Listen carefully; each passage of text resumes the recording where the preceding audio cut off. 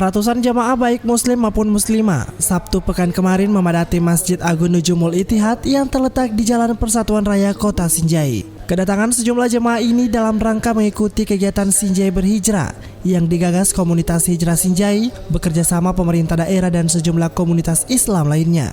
Dalam kesempatan ini, Wakil Bupati Andi Kartini Otong hadir memberikan apresiasi ditemani Kepala Kantor Kemenak Sinjai Abdul Hafitala.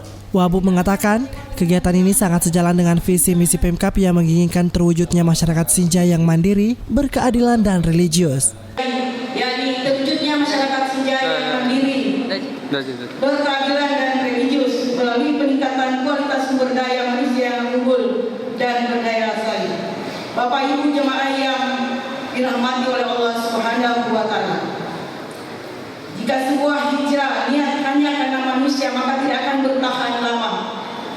Namun jika hijrah tersebut dilandasi karena Allah, maka niscaya apapun yang menghalangi tidak akan tergoyahkan. Kebanyakan orang-orang yang hijrah karena ikut arus, mereka tidak akan lama hijrahnya.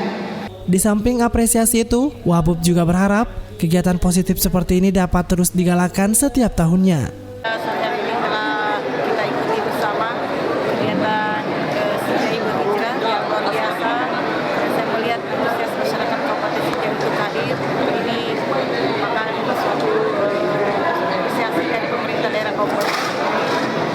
Beri support kepada panitia yang telah mensukseskan. Mudah-mudahan ini bukan hanya kali ini, tapi insya Allah dalam kehidupan sehari-hari juga dikembangkan.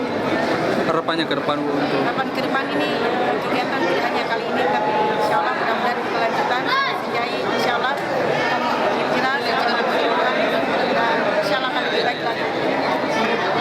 Sinjai Berhijrah yang bertajuk Jemput Berkah dengan Hijrah ini mendatangkan langsung salah satu ulama besar, yakni Ustaz Muhammad Fakur Razia Ansar sebagai pemateri. Kegiatan Sinjai Berhijrah ini juga diisi dengan berbagai kegiatan seperti nasihat hijrah dan hijrah story yang dibawakan Nugraha Dainguki, salah satu motivator yang memilih hijrah ke jalan Islam. Zakaria Ridwan,